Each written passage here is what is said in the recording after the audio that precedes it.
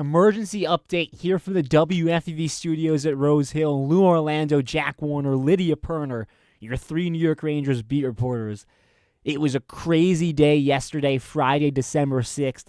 The Rangers trade their captain, Jacob Trouba, to the Anaheim Ducks, and today we get the confirmation they have extended Igor Shesterkin 8 years, $11.5 million AAV, the highest contract ever given to a goalie in NHL history. There is a lot to unpack, and I think most of it probably centering around the Jacob Trouba trade. They ship him to Anaheim. They get Urho Vakanainen and a 4th-round pick in 2025. In return, Anaheim takes all of the salary. It is, maybe a parting of ways that you saw coming at some point. It was written on the tea leaves that Jacob Trouba's stay in New York was probably his last year, but a mid-season trade in December. I don't know that anyone had that one on their bingo card, so I think definitely a hectic day and one that has really, really set the tone for what this season is going to be like. I think Vince Mercogliano, he put it perfectly on Twitter yesterday when the Igor news dropped, and he was like, "Can I even take a shower?" was what he said. He barely had time to even take a shower because there was so much news coming out about the Rangers yesterday. Yeah, that was one of the more entertaining days in sports history for a single franchise. And the move for Trouba is obviously one you saw coming. I think as just somebody who loves sports and really has an admiration for athletes, I do think that it was a little unfortunate the way it went down. Obviously, you don't want to see, even if it's the right move for the team, it was a little hectic the way things went down, especially with rumors starting over the summer about where he may end up. And, we'll get into it probably in a few minutes, but even hearing from Trouba after the trade about choosing between family and his job and, all sorts of different things that just show you how, rough and tough professional sports can be and how crazy playing in New York City, really the center of the universe in some ways, can be. But a move that we all saw coming, and I think in the end, a big victory for not just the Rangers, but the New York Rangers cap situation, which we'll get into, is a huge win for them. Yeah, I think you guys both said it. That Trouba news was coming forever. Same with the Igor. Kevin Weeks added to his New York Post from a couple weeks ago, the 11.5. But yeah, I agree with you, Jack. The Trouba thing is unfortunate, the way it happens and the stuff he had to say. But if you're a Rangers fan, it's crucial for what they have now for the trade deadline and whatnot and all that stuff. And I think it was Larry Brooks who said a week ago, the odds of a huge trade happening mid-season are low. Not zero, but low.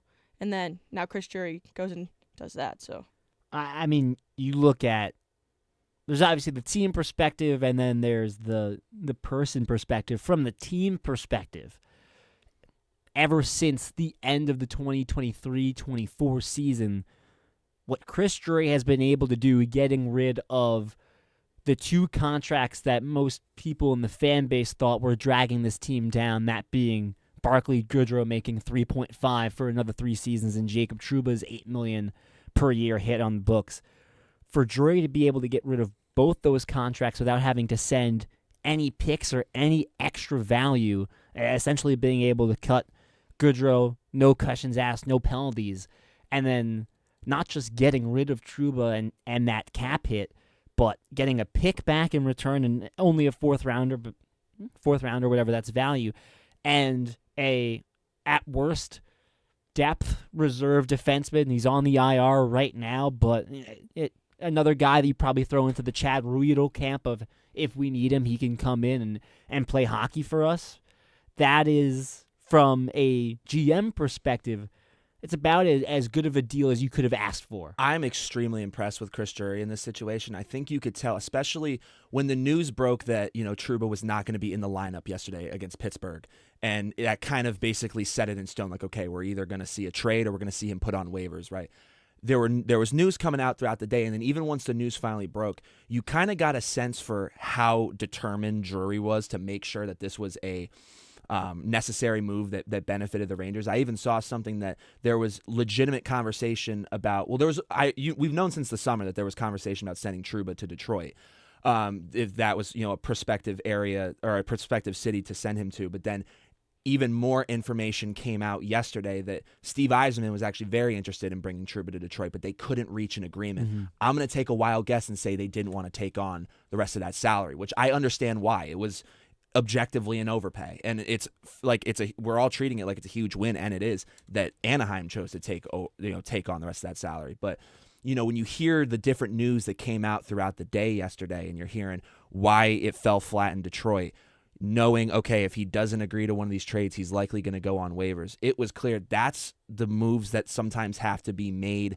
that to, an everyday human being might seem pretty rough, but in the eyes of a sports fan and in the eyes of a, wanting to see a GM that makes moves to have a winning team, that's what you had to do, and he did it. I mean, you guys kind of hinted at it. You go from, all right, the Rangers would be able to make a move at the deadline to they can have whatever player they want. Yep. As long as they're willing to give up value to get that player, there is going to be essentially no contract that they can't take on at the deadline, especially with the cap accrual process. That is massive implications for this deadline. Obviously, you look at the Igor contract. Rangers needed to get Trouba's contract off the books in order to be able to extend Lafreniere, Igor. I mean, we came into the season going, all right, the three big expiring contracts, Lafreniere, Miller, Shesterkin, you have two of the three done. And Miller's not, we don't have time to get into Keandre Miller today. That's a whole other complex situation. But you had the cap space, you created the cap space to be able to extend two of your core players for the future and hopefully, keep core pieces to keep this run of excellence going. And whoever you want to add to this deadline, if you're in a spot to buy, you have the means to do it now. I think yesterday, when I woke up and saw that Trouba was on the trade block, I was like, there's no way that the Rangers don't have to retain some salary. There's no way a team's going to take on that $8 million. Anaheim did.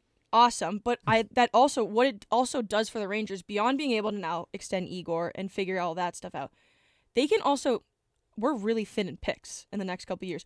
They can take on salaries and facilitate a third team in a trade at the trade deadline and get some of the picks back that they've lost in recent years. Because I don't know what the specifics are, but I think we are very, very light on draft picks. I know Riley Smith pretty much we definitely don't have a second round pick for the next. It's till 2020, 8 or something like that. So that's another option that you now have opened up, and you can still get a good player with no salary retention. So it's huge that Anaheim was willing to take on that whole contract. And I don't think, I've read around, I've, formed some of my own opinions on this. I've read around and read some other opinions on it. And the more and more I look into this, both teams are going to move on and do what they do. I don't think this was a good move for Anaheim either. I'm not saying that they gave away, the most valuable pieces from their franchise, but the fact of the matter is I think they took on an objective overpay. And trust me, this is going to be the part where I'm critical of Jacob Trouba, and then we're going to have our part where we kind of sympathize with Jacob Trouba. But here's the critical part.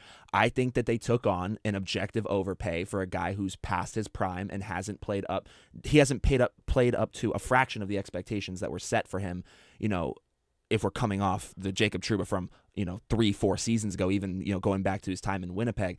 So I also think some of it is Chris Drury, a masterclass from Chris Drury. I think some of it is, I don't know if I call it luck, but some of different strokes for different folks. I guess it's one of those things where I'm surprised Anaheim took it on. And it does kind of sound like when, we got the report of the teams that were interested in Jacob Trouba, and Detroit was in the mix, Ottawa was in the mix, Buffalo was in the mix, and obviously Anaheim as well, that there was a little bit of a competition for Jacob Trouba. It doesn't surprise me. Obviously, Ranger fans are jaded by the Jacob Trouba. Someone said, I can't believe there was sweepstakes for Jacob Trouba yesterday. Experience, but knowing the League of Hockey, which is probably the closest to still being a vibes-based sport where toughness and locker room presence, those stuff really, really matter. Jacob Trouba has a lot of that. Yes. He was a big leader in this locker room. He has the physical gameplay that old school hockey heads that are still, in major positions in this sport value, that level of physicality, that level of grit. You could understand. Keep in mind, the Rangers just a few seasons ago were in a position where they went out and they acquired Ryan Reeves because they needed to get tougher. Like Jacob Trouba is the type of move that a team that needs to get tougher would want to, they want to acquire a guy like that.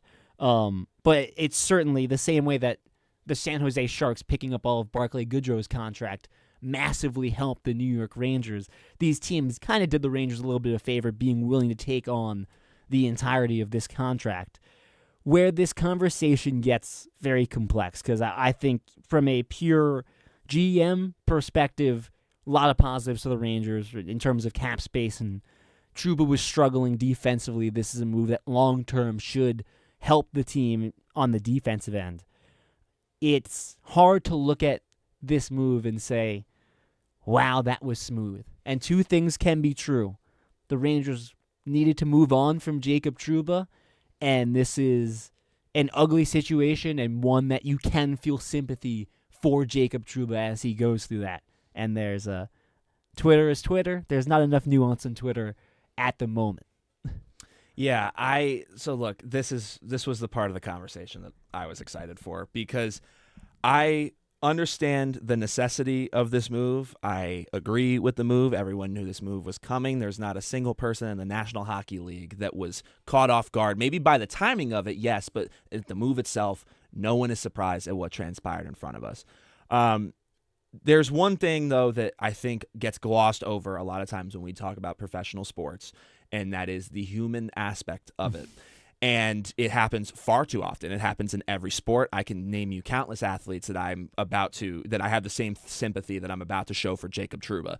When you look, aside from some skittish dropping the ball performances that I agree were costly and were poorly timed, some hits that were controversial, some of which I think he actually got a little too much hate for, some of which he got the proper amount of hate for. I think hockey fans become judge, jury, and executioner of that stuff. We settle our arguments. Was that a dirty hit? Was it not? He has a reputation, is what it is. But I think sports fans do this thing where they create the entirety of a player's reputation, or a vast majority of a player's reputation, from their performance on the ice or on the field or on the court. Jacob Trouba has done honorable things at every corner since joining the New York Rangers. The art that he has done that has sent proceeds to amazing foundations, things that him and his wife have done in unison, for certainly a bunch of different... The work he's done for epilepsy. Epilepsy and those sorts of things. I happen to reside in Newtown, Connecticut, and he delivered the scholarship for a Sandy Hook survivor on behalf of the Garden of Dreams, and said, gave him his phone number, said, hey, I want to come to your graduation when you graduate. Has done all these sorts of honorable things at every corner. My first Ranger game that I covered was 2 seasons ago, the night that he received the Rod Gilbert Award, the Mr. Ranger Award, for his off-the-ice actions, for being somebody who sets examples on the ice and off the ice. So I'm not asking Ranger fans, hockey fans, to not be upset with him for the way in which he dropped the ball performance-wise. That's what sports fans do. I do it myself. That's how people react to their teams that they're so passionately fans of. But the discourse that I saw about this guy on Twitter a lot of times, when he wouldn't perform well, sometimes when he wouldn't be the only player not performing well. And it would always come back to, just really not cool sentiment being spread about Jacob Trouba. I was upset. I think we can move on from it, but I was generally upset with how the guy was treated by what I believe to be one of the more passionate and respectable fan bases in the National Hockey League.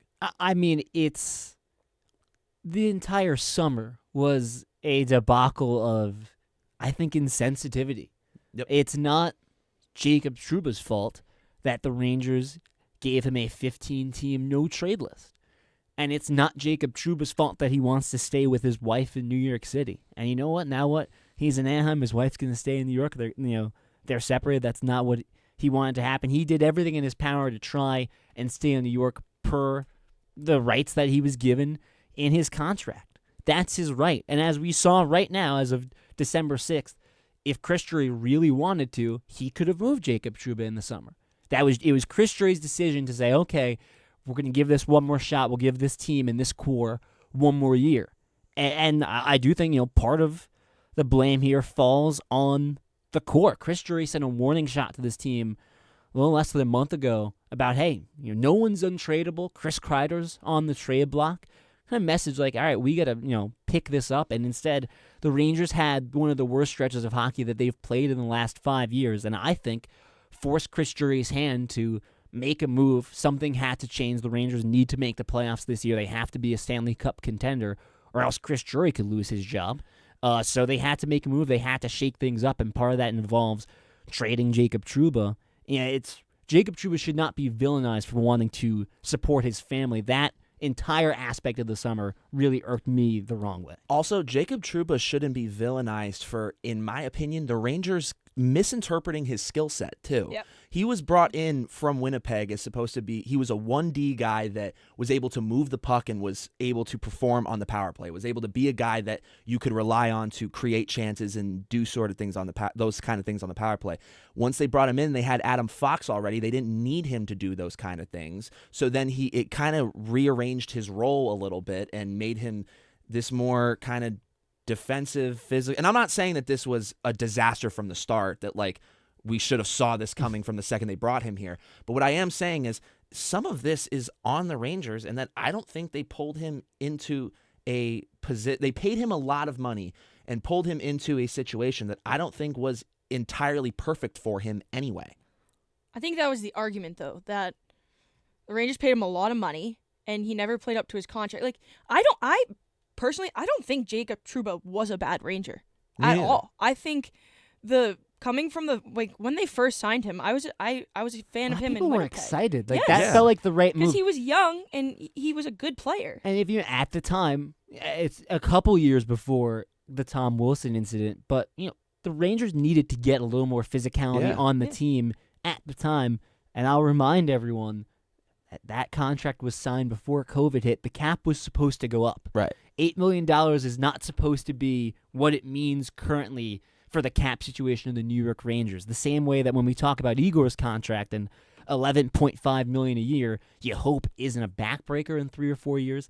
That was the thought process with signing Jacob Trouba. There was a global pandemic, the cap froze, and instead that's become an albatross. So I think no matter what, whether the cap started to progress or not, it would still be a tough contract to look at when you look at how his play progressed here in New York. But at the time, that was a move that was considered very positively. And listen, of course, there's some blame that goes Jacob Trouba's way. Right. He didn't play great at the end. He had one of the worst postseasons we've seen from a Rangers defenseman in recent memory last year. Right. And yes, he was injured, but he was on the ice. Right. And he had one of the worst game sixes of any Ranger against Florida. Well, so and that's all true. And when you put no one's done that. And even though I give you all the props in the world if you go in to play a game and you're not 100% healthy, if you're in the game, I'm going to treat you like the 100% healthy guys. You have to perform. It was, he was borderline unwatchable in the playoffs last year. So, look, that's the thing. I don't want to come off like I'm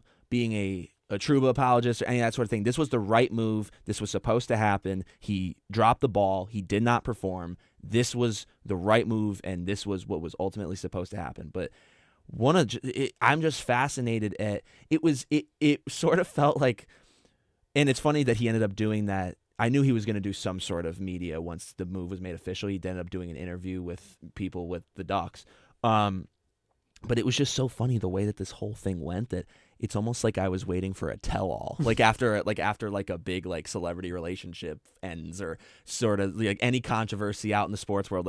I was almost waiting for a tell-all from Jacob Trouba to kind of hear his thoughts on this because it was that dramatized, And I think Rangers fans are not thrilled with the interviews that he's done and his line about getting fired from MSG is a rite of passage. That was a little pointed. And revealing that it was definitely a threat that the Rangers would have put him on waivers if he didn't accept a trade to certain places. I think that it was a threat quote got taken way out of proportion, though. Again, I think Ranger fans are overreacting to a lot of the quotes, but also, to some of them, can you blame the guy for being a little bitter?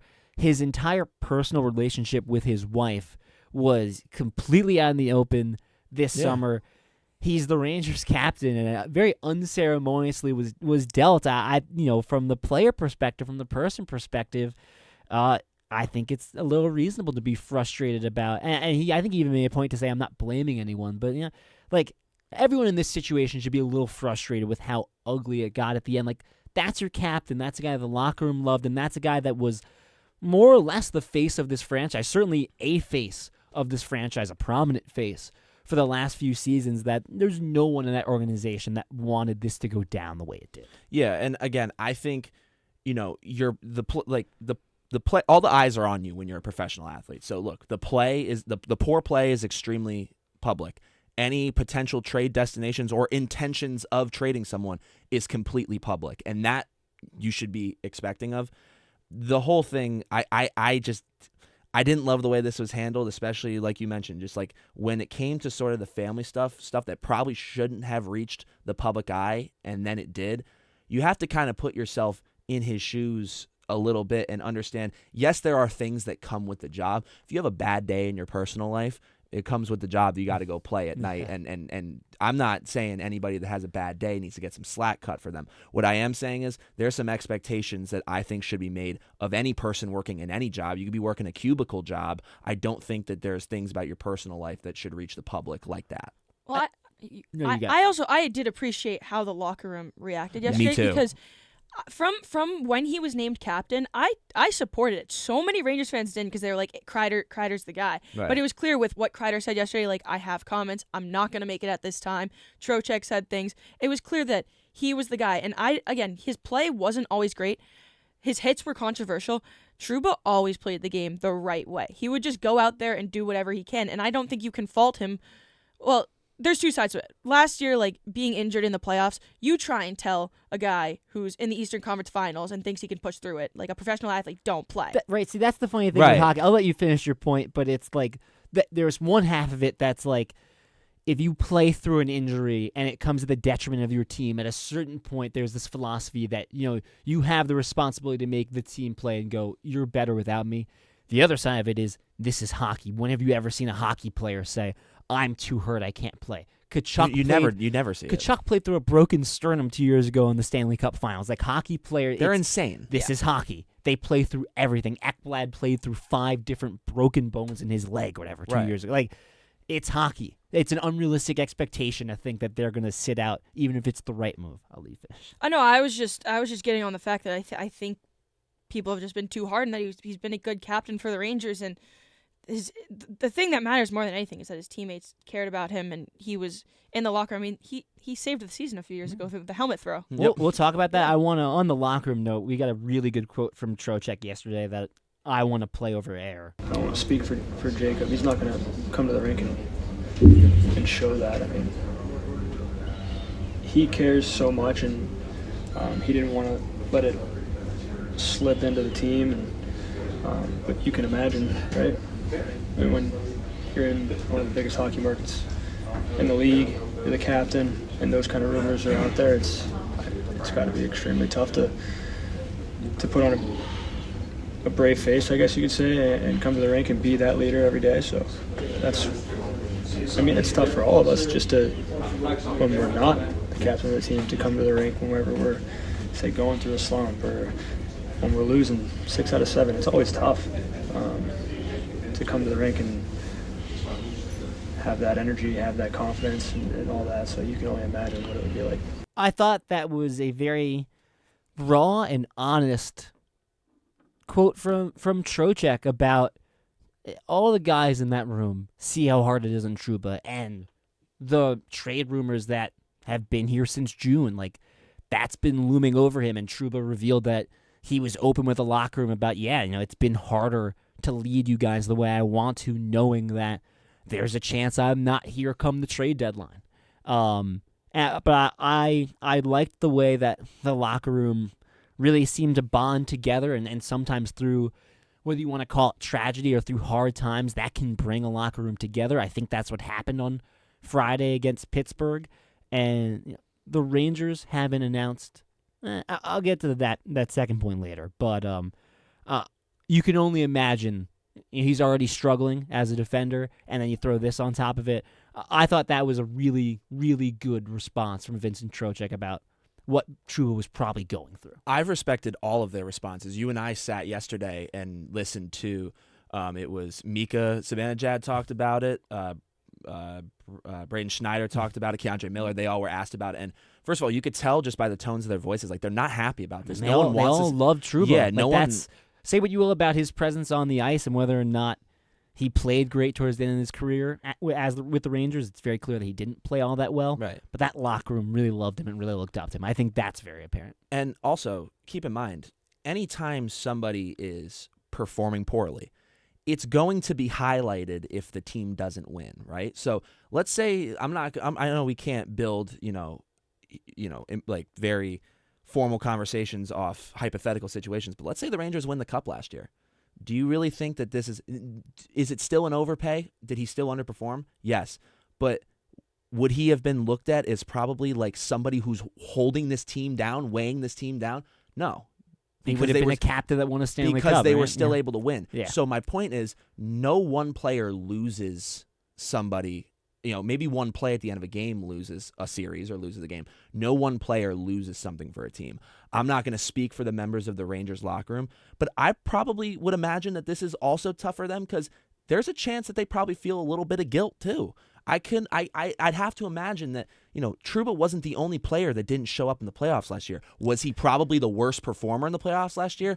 I think 100%. But was he the only one that didn't show up? Absolutely not, because if he wasn't, they probably would have made the Cup and possibly won it. So I have to imagine, because I saw a very similar situation, and obviously I guess it's different in a lot of ways, but the connection I'm making, I'm trying to make them a little similar. Is it the Boston thing? Boston, I their players talking about how they felt that their play was the reason that Montgomery wasn't their coach anymore. Yeah. I'm not saying that this is an apples-to-apples situation, but and granted, the Rangers haven't echoed any of that sentiment publicly, but I feel for the Rangers too, because those players are answering these questions about their captain when they're already wishing that the whole team was performing better, wishing they themselves were performing better, and I have to imagine that they probably feel that some of this, with how much they loved Trouba, and you can tell by these answers, they probably feel that some of this is on them. Oh, I mean, listen, there's pressure on this core, not just going back to the postseason loss and the last couple postseason losses, but on this stretch. If the Rangers don't lose 6 of their last 7 games ahead of that Pittsburgh game,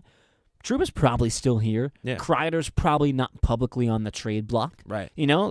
I think it's pressure that can either crush you or it can make diamonds, and this is a defining moment for this locker room about how do you respond? Because I do think ultimately the way the Rangers play these next few months will decide what this trade deadline looks like, whether or not Trouba is the first of a lot of familiar faces to get traded, or whether he's the only one and it's the shakeup that they needed. But I thought the raw honesty of Trocheck, and again the human side of the game that we don't see enough of. And you got to understand, I just want to echo that point, Lou, that like how big this next stretch of hockey is, because when you consider all of the drama that had just ensued over this Jacob Trouba trade that has been, sort of bubbling up since over the summer, you're looking at potentially right now, besides Igor Shesterkin, who's a lot younger in his career, I'm talking of the older guys on this team, you're looking at the only active potential number in the rafters candidate on your team potentially being traded to another city. Like, that's a crazy spot to be in, and I don't think it's a way that people frame this conversation enough. I know it's hard. I know it's easier to, you have to address the team's needs, and the team is underperforming, and this core has been given several chances, but I don't think enough people are talking about the fact that Chris Kreider is, to many, a number retiree type player for the Rangers. He's the longest tenured Ranger. He's on one of those all-time Rangers lists, and could end up traded. Yeah, that's unbelievable. And I don't think people look at it from that lens enough, like how high stakes this next stretch of hockey is for the Rangers. And it's not just Kreider. There's other players involved too. I understand that, but the Kreider thing fascinates me.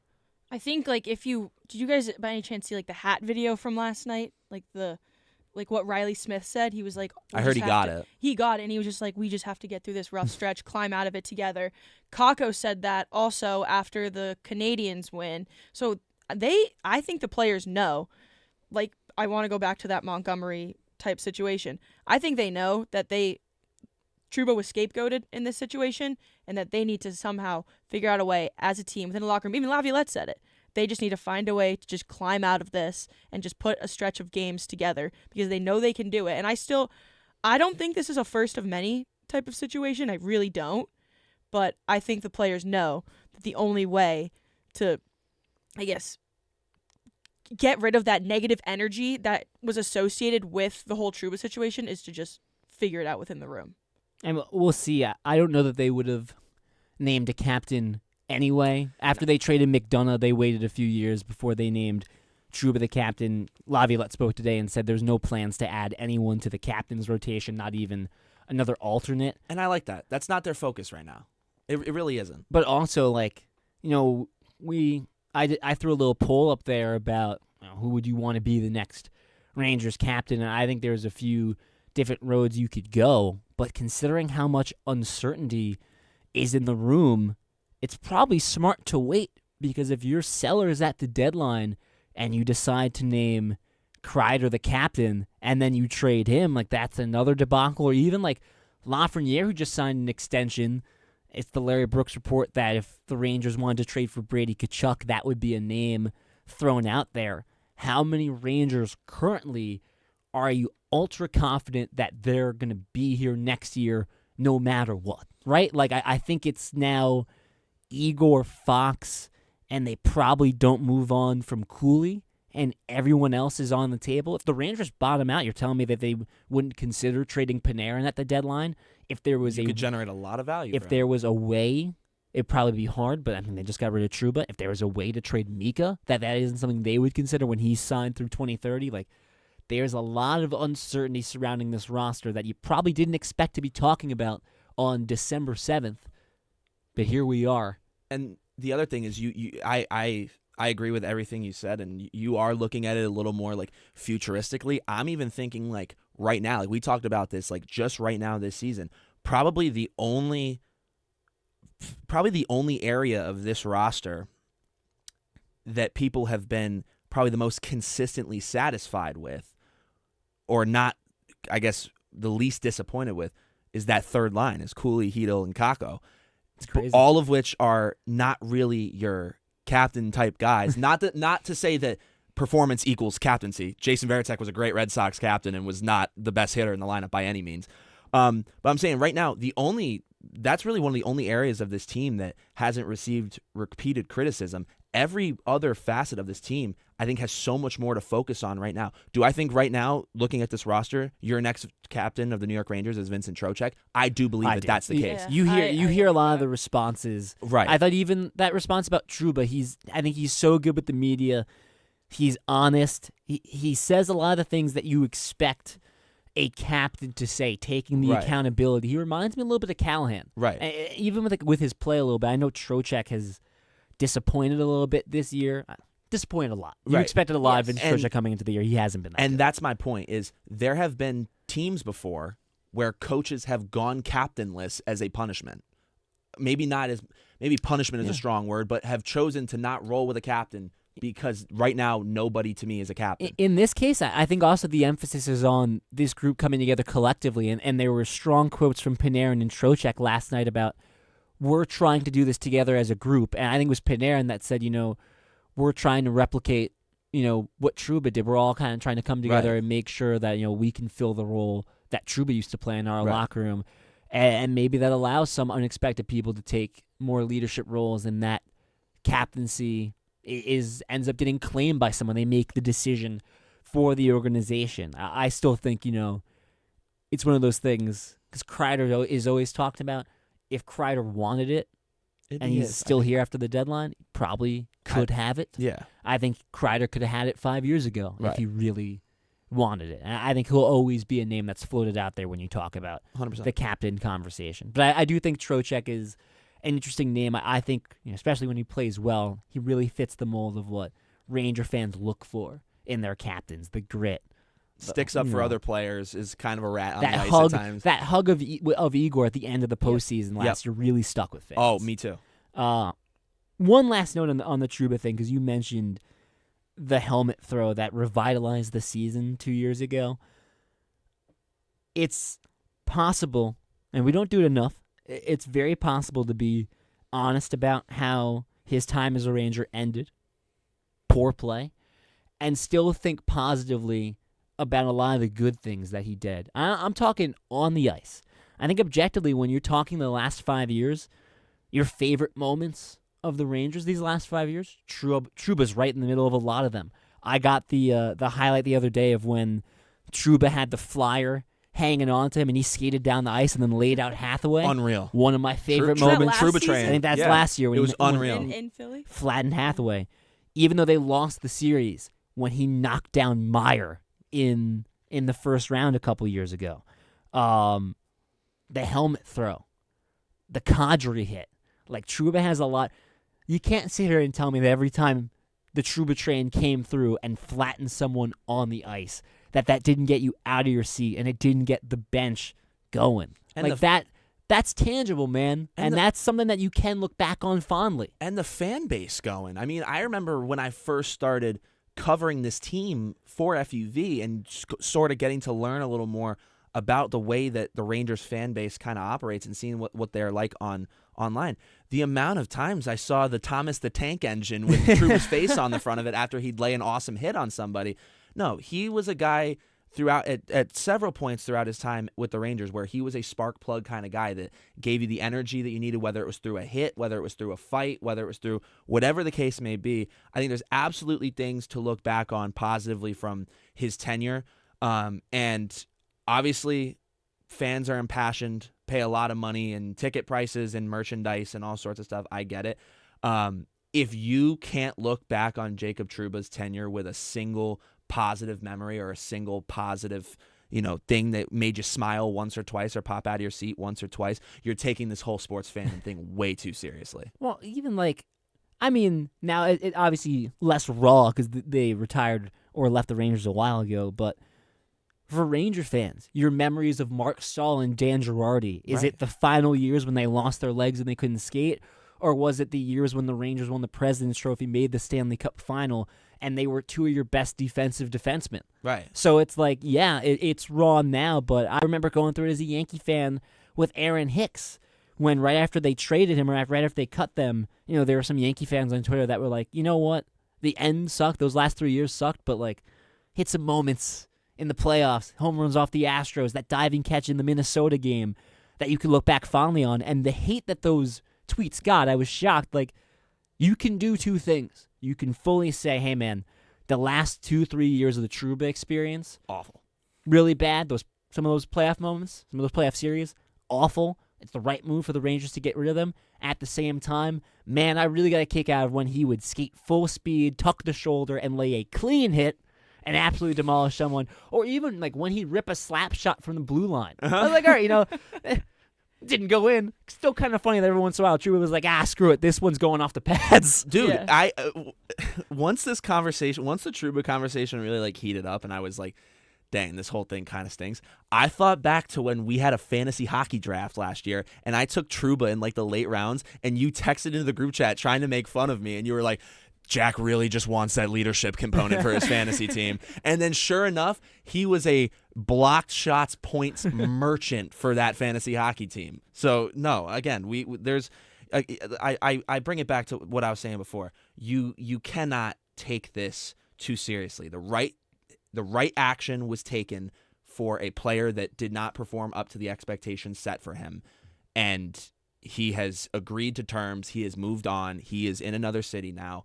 It is time to stop anything that is too intense for just being a normal professional sports fan. Are there any moments I'm missing? Can you help me out? I think Game 5, Rangers are down 3-1 to Pittsburgh in 2022. He got that elbowing goal. Crosby. No, Yeah. he got that goal. It was I think it was a weak backhander, but that started the comeback, and then the Rangers won the next 3. I mean, debatable here about whether or not this was a clean hit, but the chicken wing. You don't win.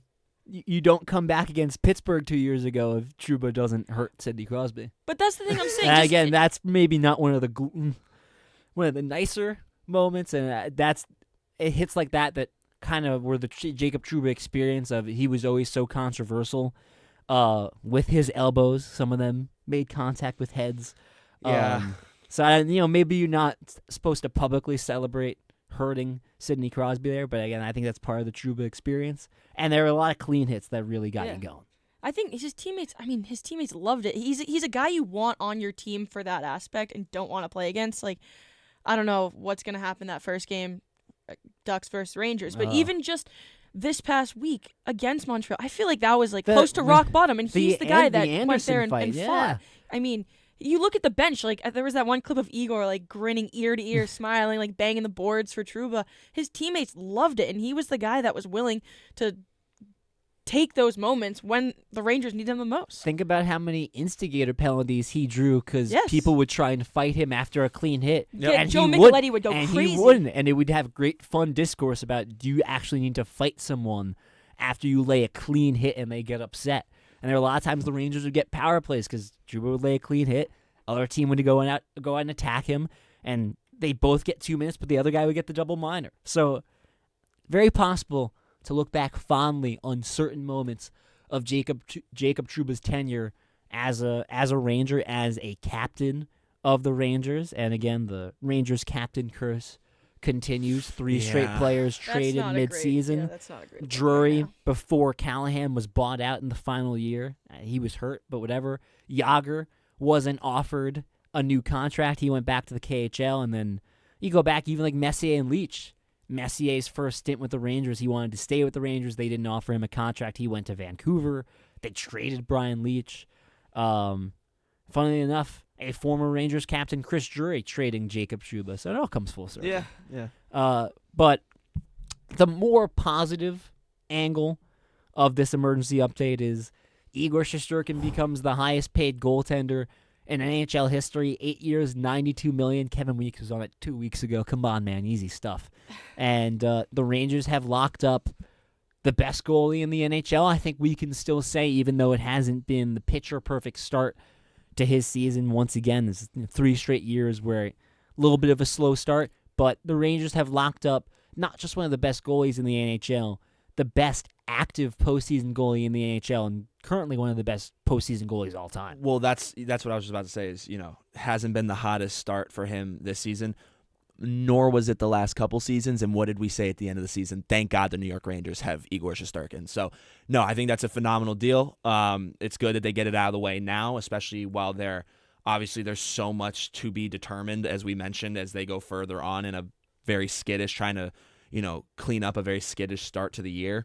But you just locked down a goalie that, in my opinion, all you have to do is make the playoffs. You don't even need the President's Trophy. You don't even need home ice advantage. You don't even need any of those things. Those things are nice pluses. All you need to have a chance in the postseason is Igor Shesterkin in net, and they just did that and locked him down. I'm very happy with the move. I think they paid him what he was worth.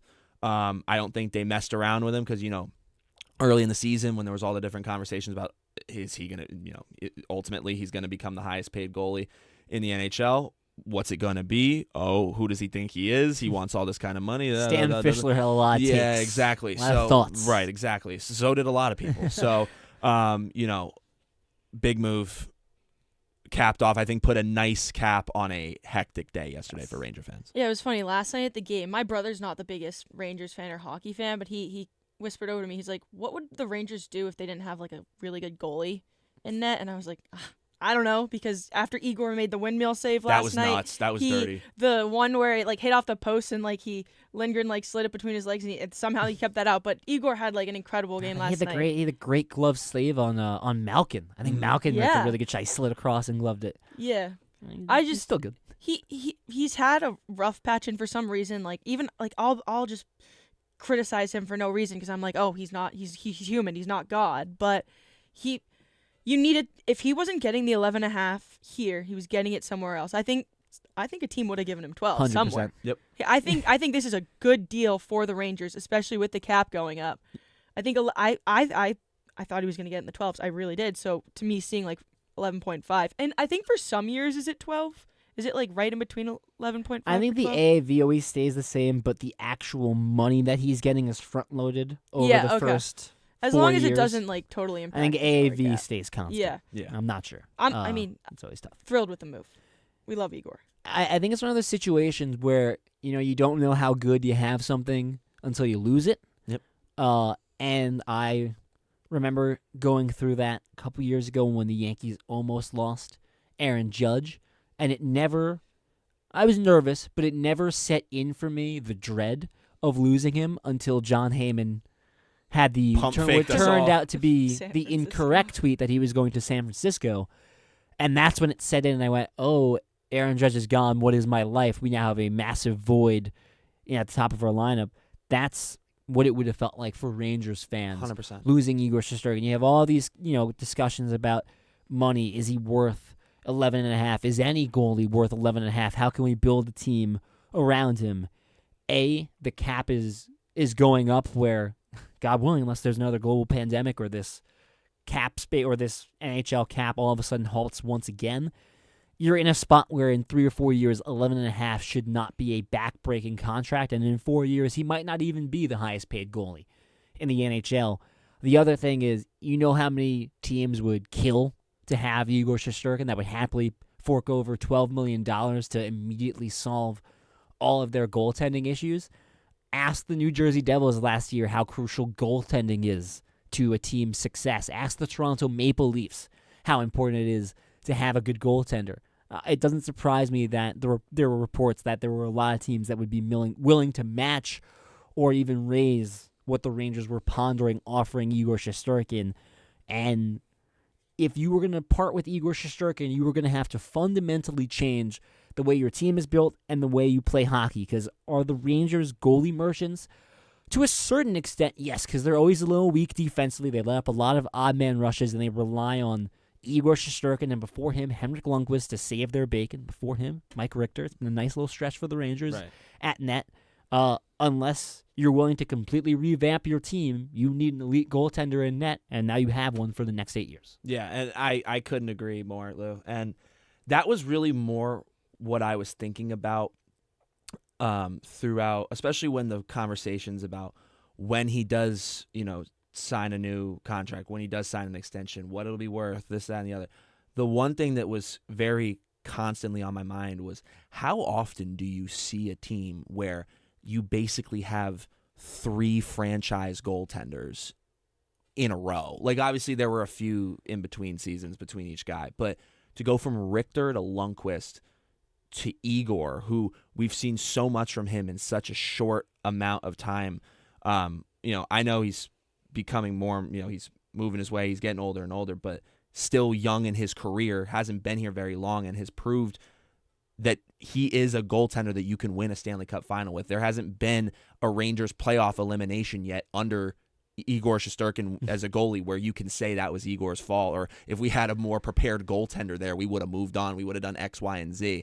I think he's the continuation of a now long streak of elite goaltending for New York, which is incredibly impressive, and frankly, a fan base that is very lucky to have something like that. So I think the right move was made, and I think, once again, he is the goaltender that is going to give you the best chance to end the title drought. Case in point. I will, to the people that, because I think there is a little bit of, the Rangers gave Lundqvist multiple times 12% of the cap, and then there were questions about whether or not they built a strong enough team in front of him to be able to win a Stanley Cup, compete, do all the things that they needed to do, because you can't just win a cup with a goalie. You need a strong team in front of him. First off, what I'll say is I look at 2015. I think that team was good enough to win a Stanley Cup. I think, Ryan McDonough broke his foot and Matt Zuccarello got hit with a puck and wasn't able to talk. I think if the Rangers have Zuccarello and McDonough fully healthy, they get past the Lightning, they go to the Cup, and they probably win that one. But I think any team, no matter how well built you are, if you lose your top defenseman and a top 6 winger, it can be really tough to win a Stanley Cup. And even some of the years where, they probably weren't as strong in front of him as they needed to be. It just puts more of an emphasis on you need to make really smart moves. You need to be smart with the rest of your money and allocate it in the right spots. A back-breaking contract is a back-breaking contract, but it's really maximized and exacerbated when you already have big contracts, like Artemi Panarin's contract, and now like Igor Shesterkin's contract, Mika Zibanejad's contract, right? So you have to be smart with your remaining money. I think the thing is that Drury has been pretty smart with the money so far in recent memory when you look at, well, Hedo's extension, considering what he could have gotten for his potential. That's under what you would think. A lot of people thought Lafreniere's deal was a steal. I think Drury's been pretty good about getting players to stay at less money than maybe the market would have dictated. And as long as that trend continues, the Rangers should be able to build a good team in front of Igor Shesterkin. It just means you got to be smart with your moves. But that's any team in the NHL. And I don't think you have to worry about the back end of that contract. Like, I think after maybe 6 years, maybe the final 2 will be rough, but at that point, hopefully, the Rangers will have already done what they need to do, and you can, retool and whatnot. And, I mean, I have the Friedman tweet right here. According to a couple other teams, he left money on the table. So, I think if the Rangers lost Igor, they'd lose their identity, for sure. So, Igor wanted to stay. Drury got the deal done, and I think, like you were saying, I think you could argue it's a team-friendly deal, despite the percentage. But the Rangers, they're nothing without having Igor on the back end. And now I do think that they're at a point where they have Igor locked down. They have Laugh. Now you have all your young core, except I think Miller and Cooley's going to be due next year. Right. You can start to now finish the pieces of the puzzle to figure out what's the next step there. Now that you have everyone locked up. There's a lot of big picture stuff that I think needs to get figured out, not just throughout the remainder of this season, but over the next few years when it comes to what's the team going to look like in front of Igor, who's going to be the next Rangers captain. We're not going to have those answers, I don't think, anytime soon. But I think you look at the Pittsburgh win on Friday, how well they play defensively. I don't think Pittsburgh's a strong team in the East and in the Metro, but they had a 4-game winning streak at the time, and the Rangers played markedly better than they had the previous 2 weeks, 2+ weeks. And that when you need to get back on the right track, you don't care about the opponent, you just care about what the product looks like. And you hope that's the first step of turning over a new leaf and getting this team back into Stanley Cup contention where they'll be able to make a move now with this newfound cap space and bolster this team for a Stanley Cup run. And we'll be with them every step of the way this season. I think that wraps up what was a very hectic Friday for the New York Rangers and certainly a lot of implications moving forward. Jacob Trouba, their captain, traded to Anaheim, and their starting goaltender, one of the best goaltenders in the NHL, if not the best, Igor Shesterkin, locked up long-term on a massive deal. I think that about covers it. Lydia Pirner, Jack Warner, Lou Orlando, your New York Rangers beat reporters for WFUV Sports, signing off. Thank you all for listening.